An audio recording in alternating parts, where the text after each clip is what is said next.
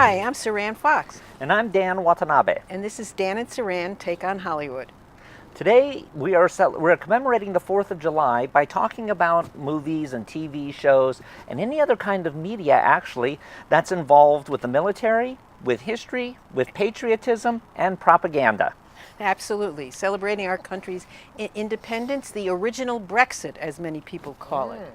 Absolutely. Our guests today are Michael Gonzales and Luis de la Cruz, who are both veterans. Thank you for your service. You're welcome. And Thank who you. have taken their experience in the military to try their hand at show business. And so we will see which wins, Yes. military or showbiz. Or, Don't they both win in that? Yes. Aren't they both Absolutely. winners You're at that right. point? That can be a double win. yeah, absolutely. We're all for winning. Hashtag winning. Well, I would like to start with a movie that names the holiday, which is Tom Cruise's fantastic performance in Born on the 4th of July, which came out in 92, 93, around that time. I think 89. 89, you're absolutely correct. I was working for a payroll company at the time that paid the film, so I should remember that, which was the story of Ron Kovic, who was incapacitated, quadriplegic, or paraplegic in the war, and who became a vociferous leader of the anti-war movement. What's your take on that film, Mike? That's a different era for me because I mean, from when I think we were in, I guess it's still like post Vietnam, so I kind of understand some of the negativity that comes from that. Well, number one, the film is phenomenal. It's a great performance. It's a great film. The one thing I can say though is it wasn't my experience because I obviously have all my limbs and everything, but I know guys that went through stuff like that, and I never saw that kind of what's the word? Not negative, but just that outlook on life Right. even after that. Well, you were during peacetime, Yeah, correct? yeah, Yes, exactly. absolutely. And Yeah. a lot of people feel that the movie was propaganda because there are many Right, yeah. in this country who believe that we needed to win this war and we gave up on winning, but that's another discussion. Right. But Cruz's performance was absolutely phenomenal. We were talking about this privately before, about what a wonderful actor he is, and the trajectory of his career over the last 10, 15 years has been very, very interesting, but that is a topic for another podcast. So Louis, you haven't been one of our guests before. So what were your thoughts on Born on the 4th of July? The Born on the 4th of July, the time when I saw it the first time, I was a little kid. I was older, but I think was it Oliver Stone who directed that film, right? So I think I saw Natural Born Killers before I saw. So I kind of figured what kind of films he makes, but compared to what I've seen while I was in the military, now that I'm a veteran as well, it's about pretty much accurate how he portrayed it in the film. The Tom Cruise character. Because there's a lot of vets out there that are handicapped and Right. of course. and trying to get their benefits and stuff like that. So, Born on the 4th of July was actually kind of a secret remake of another movie that was made in 1978 called Coming Home that had Yes. Jane Fonda and Jon Voight, both of whom won Academy Awards for their performances in it. My own opinion of Born on the 4th of July is perhaps a little bit different from everyone else's because I'm in general not a fan of Oliver Stone. But one of the interesting things about Oliver Stone during this era is that he was a great soap opera director. I mean, he was right up there with Douglas Sirk when he was making Imitation of Life and Magnificent Obsession. And in its own way, Born on the 4th of July is the ultimate chick flick.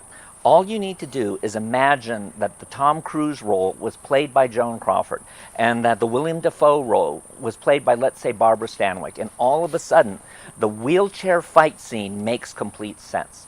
The over-the-top musical choices, such as playing Soldier Boy while he's in the grocery store getting ready to go off to war, that kind of archness becomes part of the mise en scène of the movie and gives it a melodramatic lift. And that's really why that movie, I feel, works today, no matter what your politics are, because it's a great story. It's a great soap opera. It's a great coming of age film. It hits all of those epic marks that something like Gone with the Wind would hit. What chicks like is making life better. You know, Kira Sedgwick falls in love with the wounded warrior, whom she gets to teach about love, and you know, it's every girl's fantasy. You know, that wounded boy that you're going to help face life and love you back. You know, so I agree with you there, and I see your point. And that wheelchair segment, that scene is hilarious in many ways, because it could have been no wire hangers, but it's pretty close. Is the perfect actor for Oliver Stone, who is the least subtle of directors, but it works. It absolutely just works because the story works, and we're invested in the characters. And Tom Cruise gives a magnificent performance. He was nominated, correct? And so let's move on to another patriotic film, Jaws, which deals with, well, it deals with the 4th of July and the greediness of the mayor, although there is a scene, I just watched Jaws again, and there's a scene after, when he finally relents and says to Roy Scheider's character, let's get everybody, let's get Robert Shaw, we'll do this. We got to kill this shark, after he's killed like the 3rd or 4th person. He said, my kids were on that beach too. I forgot that he said that, because Murray Hamilton plays the mayor. And he's got the bottom line always. But what he breaks in that moment, because what he's trying to do is save the town. And so you have some sympathy for him in that moment. I thought that was a very interesting moment, and he played it very, very, very well. He says, my kids were on that beach too. And I think that was beautiful writing and wonderful acting. And but his thing was, I've got to save my town, because the businesses will fold. 4th of July is our biggest tourist time. And so I bring that up because it does deal with summer, the 4th of July, and celebration. Well, I've got to tell you that I love Jaws. It was one of the first movies I saw in a theater 11 times, and it kind of was formative for me to wanting to get into the entertainment industry, find my own tacky bestseller, and turn it into a masterpiece movie, which was happened to be a kick at that time. One of the things that disturbs me a little bit about the movie when I see it today is it has a very anti-military bend in it, because it was made the year the Vietnam War ended. And you actually see it in there in the performance of Robert Shaw, because Robert Shaw gives this magnificent speech about being on the Indianapolis, and how that there was this bravery. It was a secret, and the men were basically used as cannon fodder. And we appreciate Robert Shaw because he did that. We understand where he came from in terms of his toughness. Where the movie loses me today, and it's only a minor thing, is when he smashes up the radio, which means they're all doomed. That kind of suicidal behavior tied in with the whole idea that was prevalent in Hollywood that anyone who went in the military and came back was insane. Right. So that's the one part of Jaws that I find troubling today. Other than that, I think it's great. And how about you, Louis? About the film Jaws? I liked it. I heard, I saw some reviews about it, troubles they had in the film, but story-wise, I think it was great. Were you scared? Did you jump out of your seat? I think so. Yeah. Yeah. I saw it as a young boy. Yeah. So, yeah. It made an impression. How about you? that music is what gets you every time. Exactly. To music. get you that, the that jump. editing. Editing. Yeah, the editing is. It won Academy Awards for both phenomenal. of them. Yeah, editing. It is, in my opinion, and I think you may have talked about this with me or not. Yeah. But it saved the film. Yes. Because when you do see the shark, it's obvious it's an animatronic or whatever, right? Like whatever, and so the less is more. Yeah. And number one, number two, the cuts on it are perfect, so that when you're watching it, you don't notice that. You don't notice that this thing looks like a giant Muppet or whatever. When you watch it, you appreciate Spielberg and his gifts.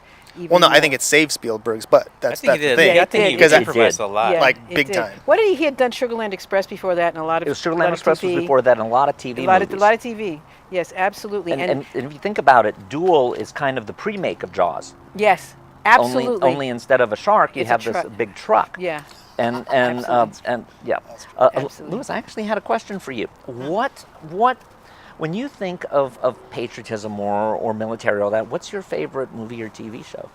Ooh. For military, I would have to say the HBO miniseries, The Band of Brothers. Yes. Oh, yeah. You no, know, of I course. think all of them. I It's think The phenomenal. Band of Brothers, Yes. Pacific, Generation X, and I think they're coming up with a new one. Oh, But yeah, it's you gonna mentioned be that. Yeah, yeah. about World War II, but it's gonna be about pilots.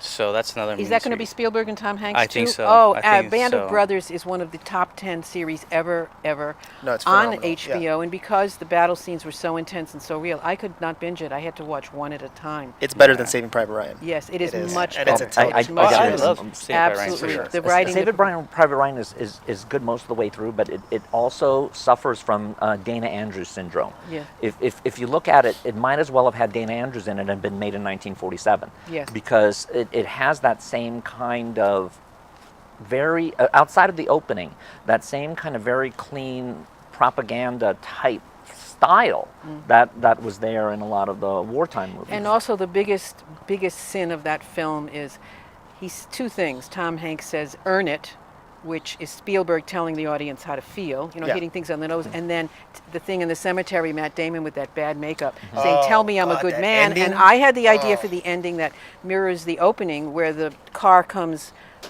up to the mother's home and she sees out the window and she's ready to hear that her last remaining son is dead, and it's a mother and child reunion, and so it mirrors the military coming at the beginning with the Right. bad news. But of course I wasn't in the room when The they flip were on it, developing yeah. the script, Yeah, yeah, yeah. but I think it would have made it a much better movie. And in some sense, it's almost a slightly anti-military message because you come to resent the Matt Damon character because all these other gentlemen had to die to get him back home. Yeah, So you're absolutely. like, so as an audience member, as maybe not me per se, but I can see other audience members watching that and being like, well, that's just a giant waste of time. Like, why would you? Right. Go through that, and so was- I can kind of see it that was that, it was that little compassion hint, on the part of the military. Yeah, that little hint of that Absolutely. kind of coming and through. speaking of military, I just thought of one, Forrest Gump, which took a place great during the Vietnam War, and the character of Lieutenant Dan, played by the wonderful Gary Sinise, Lieutenant Dan. and Lieutenant Dan. Mikhail Pfeiffer. What is his name? The black actor who played Forrest's best friend. Oh, And Bubba. Forrest Gump. Forrest Gump was what one of was those his name? I people can't who, remember whatever his he name. did, he gave it everything. Whether it was great. running across the country, running a shrimp boat, or being in the army, he was, like inspirational in a certain way. It's not. The movie has a lot of flaws. In fact, it's not. A lot of people hate it, but when you sit down, you can't stop watching it. Right. But the thing about the military is it showed bravery, and it also showed the rehabilitation of Lieutenant Dan by finding, he Coming to found peace love. He and- came and to yeah. peace with Yeah. who he was. But he was his anger when Forrest was carrying him because he wanted to stay with his men. I mean, that's the essence of a military leader. And what did you experience that in your Yeah, time I in the actually, Army? I, And you I too in the actually Navy? understand. Yeah, absolutely. I actually understand Lieutenant Dan probably just as well, if not better than most, because twice I was supposed to be deployed with my guys, and for whatever reason, once to Afghanistan, once to Iraq, and I never went. Everybody else went, and I did not go. Wow. So I understand that little hint Yes. of like why. Not that it's almost a resentment because I didn't go. Yeah, So I I hear you. understand that. Because you were So, part yeah. of the team. Yeah, Yeah, exactly. you were part of and the well, team. not just part of the team. I was the oldest guy in that group. Uh-huh. They were all a bunch of kids. There was a bunch of 17, 18-year-old I kids, see. and I was Yeah, the I hear you. older brother or whatever, and usually in charge of them anyway, the squad leader or whatever. And I didn't go, so it's like a weird Wow. sort of So like you understood. yeah. So I get that. I understand what that feeling anyway. What that I might hear be you. like. How about you, Louis? To me, okay, so I deployed to. See, I was a corpsman in the Navy, and I did 14 years while I was in the military. What do corpsmen do? They're like medics, Oh, you're the medics. Yeah. pretty much. I was a but medic it's as in the well, my Navy. friend. I didn't know Yeah, that. there you go. That's man. awesome. Yeah, that's right. So I could give you an IV if you want, man. I could do it in the dark. Yeah. Oh man, I could do it in the car moving. Oh, No, wow. I'm playing. No, I'm just kidding. No. Yeah. Name that tune. But the thing is, for me, when I deployed to Afghanistan in 2008, and it's just you just built like Mike said it, that I was an older guy too. I was 32 at the time, now surrounded by a lot of 18-year-olds, 19-year-olds, and a lot of them knew what they were doing, even though they were that young. And you built a bond, like a brother bond. So that's why I like Band of Brothers, right. because no matter what you do, no matter what you face, no matter what background, you guys are a family. You're a family. You know what I mean? Absolutely, So- absolutely. So, Michael, what movie is it that, or TV show is Oh, it you're that not you gonna would like it, but I'll give it to you.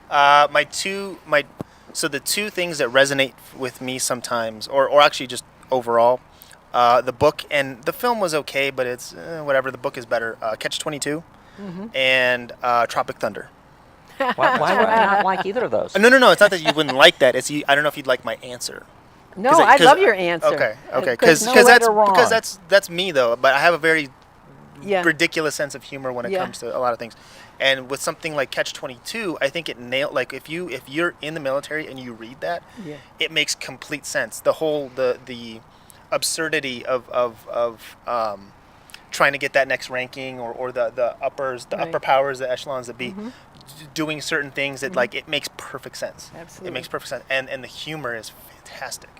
Now, as far as with Tropic Thunder, it's kind of a similar thing where the the guy who writes this book that the movie is based on is not real. It's great. So it's almost like a wink at the audience of like how true to life or how real can we make these films that are based on these events. Does that make sense? Absolutely. Yeah. And isn't it also every little boy's fantasy about becoming a war hero? Yeah, no, or, it plays into that completely. It yeah, plays, totally. It plays right into that. And Totally. of course, Tom Cruise's performance as the crazy Hollywood agent, and he was uncredited. And when people found out about it, they were absolutely in awe of the fact that he did this, that he was willing to play this, part. Les Grossman. Yeah. Absolutely, another That's film. his character's name? That was his character. Les Grossman. Another patriotic film or patriotic theme that deals with the military is American Sniper, which Yes. Clint Eastwood directed, Yes. and which I had a very visceral experience at the end of that film when they show the actual footage of the funeral. Oh yeah.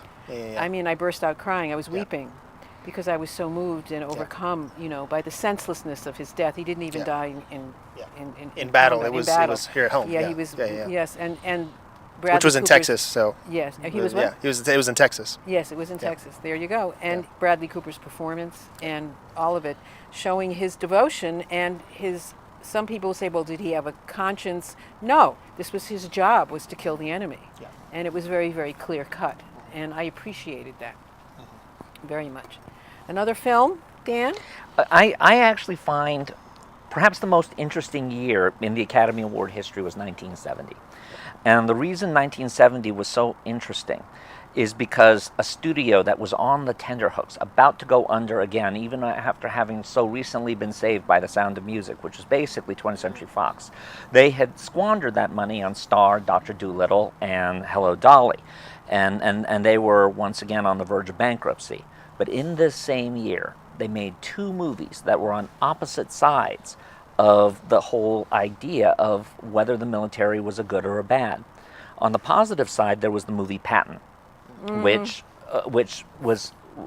made incredible amounts of money. Ultimately won Best Picture, ultimately won Best Actor, jump-started Francis Ford Coppola's career as a writer to where he was able to do The Godfather, and really captured the toughness that was necessary for someone to be a hero in World War II. And that's contrasted directly with Robert Altman's movie MASH, Yes. which also made serious bank. It's also nominated for tons of awards, and took the exact opposite side, tried to show the chaos that was war, the chaos that was even in the production. So it was almost like a meta text that was going on there. And the controlled chaos of Robert Altman's filmmaking style. Yes. Which was so, it seems chaotic, but it really isn't, with all the blending of sound and how he uses sound is absolutely amazing. and it was revolutionary at the time. It's very interesting that one was set in World War II where it was very black and white. There was evil in the world that we had to save Western civilization. The Korean War, while we were trying to spread stop the spread of communism over in that area of the world, it was less black and white for people. There was more dissension about it.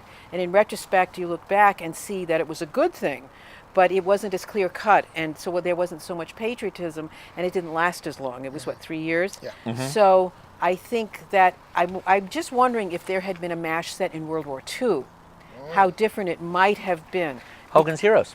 Hogan's Heroes. Oh, please, Yeah, please. that's a great. And what's so interesting about MASH when it went on television, the first couple of years when Wayne Rogers was there, it had the spirit of Robert Altman. It was very irreverent. It was very bawdy. They were the two of them were brilliant surgeons who fought authority. And then Alan Alda kind of became more powerful, and he turned it into feel good, seriously anti-war. And for me, that's when the show stopped being good, for me personally. But that's a very good point about Patton and MASH. And it did save Fox, didn't it? It did. It Absolutely. did. It jump-started them to where the Towering Inferno, which they had to do with Warner Brothers because both studios were so on the verge still. It gave them enough money to prep for that moment when everything blew up and you had Jaws and then Star Wars and then Hollywood changed forever. I have another year to throw at you. Please. Let me throw 1942 at you. Yankee Doodle Dandy. Absolutely. What are your thoughts on Yankee Doodle Dandy? Well, it really sugarcoated. First of all, he wasn't born on the 4th of July. He No. was born on the 3rd of July in Providence, Rhode Island, near my hometown in Massachusetts. George M. Cohan, He the also composer. didn't have that one wife, Joan Leslie. I think he had several. I think it was 1942. We were at war. It was Jimmy Cagney, and you want to know something? When you watch it, it doesn't really matter. I have to tell you that I will go online and YouTube and to watch the scene of Little Johnny Jones, to watch him dance and sing. I think it's Cagney's movie. He carries it completely. It's very sentimental. It's very whitewashed, as many of those biopics were at the time, and it really doesn't matter because it really shored up patriotism at home. People went to the movie theaters and walked out, even more convinced that we were doing the right thing and that we had to support our troops and the cause. So I think from a critic's point of view, you can tear it apart, but the performances are fantastic. And Cagney, who's one of my favorite actors, that energy, he carries the whole movie. Did either of you ever see that film? I have not. No. I have not. That's Okay, one film I actually have not seen. We No. recommend It's interesting. I'd be interested in knowing how you guys react to Yeah. it because it's very old school Hollywood and very hokey, but it also is incredibly emotionally stirring in a way that I find it difficult to imagine a movie today being able to pull off. The movie that I want to contrast that with was also from 1942 and is an unexpected source. Not Mrs. Miniver. Oh, no. Come on. Miss Miniver's terrible. The other movie from 1942 is ironically For Me and My Gal. Did you ever see that? Oh, with Judy Garland and Judy Gene Garland Kelly, and where Gene he Kelly. tries to get out of being in the Absolutely. military. Here Yes. you had a movie that was at the beginning of World War II that just like Casablanca would, it was honest enough. We hear about Hollywood being so propagandistic and so rah American. Let's sing God's Country and Babes in Arms and all that. And yet here you have a movie about a guy who tries to get out of service by breaking his hand. Here you have a guy who is an unredeemable SOB. Yeah. In the Gene Kelly character. But within him being an unredeemable SOB, he ultimately comes around. And in the middle of all that, you see great musical numbers. You see Judy Garland representing the traditional non-questioning American who ultimately has to realize she still loves the guy who did wrong and allows him redemption. And in its own way, that prefigures the American attitude for what happened after the war, the way Germany was rebuilt, the way Japan was rebuilt. Right. So different from what happened after World War One. I. And I'm just wondering if it was on purpose, a cautionary tale to any young man out there who would try to do that. In other words, it had a message. Don't do this. And it's possible if you do have those thoughts that you will join up anyway, or you will be willing to be drafted and not harm yourself. I know people who during the Vietnam War did certain things so that they wouldn't be drafted because there was so much Canada. Because of go to Canada, hurt themselves, pretend they were gay. I know someone who pretended he was gay. All said The Gay Deceivers is about that. the what? The Gay Deceivers is about Yes, that. absolutely. And World War II, they say, was the last. It was that black and white thing. And when you look back, and you think, I was thinking about this because they had a lot of movies about the home front and the bravery of the families and what they went through. Since You Went Away, Claudette Colbert, movies like that. You think about what would it be like, and of course those people have gone through it recently, for the families of soldiers and Marines and all of them. What is it like to wait for the knock on the door? The last one I'd like to mention ties in with Since You Went Away. Yes. Only I actually prefer it to that. Even though I admit I do have a fondness for Since You Went Away, all of its silly Selznickness and all that. I like it too. Is Best Years of Our Lives. Yes. About the homecoming, about the struggles that a soldier has. Have either of you seen that? I haven't seen it now, read- but I could probably relate to it. Yeah. It's that these guys come back and they have a sense that things haven't been made perfect. There are still struggles. The guy comes back missing his arms. He's afraid that the girl who wants to marry him is only doing it out of pity. You have the guy who comes back to his job and finds out his former assistant's now his boss, and the boss is going to load it over And him. Dana Andrews, who comes back and finds out that his kind of floozy-ish wife is cheating on him Yep. with the guy every woman in those movies cheated with, Steve Cochran. Yes. Yes, but the Cagney movie, Top of the World. Remember, Like Virginia Mayo. She Same was woman. She was the same woman with Steve Cochran. And I think I just thought of something. It's really because both of you talked about the bonding that happens of people, of wealthy people, wealthy young men, and all different backgrounds, races, creeds. That when Frederick March's character, he was a bank. He worked in a bank. I mean, he was one of part of the management. And he comes back and wants to give loans to people who don't have the right collateral, but he has faith in them. And I'm thinking that because he was a captain or whatever he was a leader of men, that he saw people like the customers. So he came back from the war with this different attitude, and he fought with the management to start loosening up on the requirements for collateral. That just occurred to me. Thank you for bringing that up. And then Dana Andrews goes back into like military type work at the end, where they're rebuilding the old planes. He finds love with Frederick March's daughter. It's a long film. It's powerful, and it's William Wyler, at his best. So we recommend it. We highly recommend it. So anyway, I think that is it for us. Thank you very much. Oh, and we have. I Michael had and such a Liz. list. Maybe next July 4th we'll talk more. And thank you to Mike Gonzales and Luis de la Cruz for being our awesome guests. And I'm Saran Fox, Dan Watanabe. saying this is Dan and Saran Take on Hollywood, saying till next time. Bye.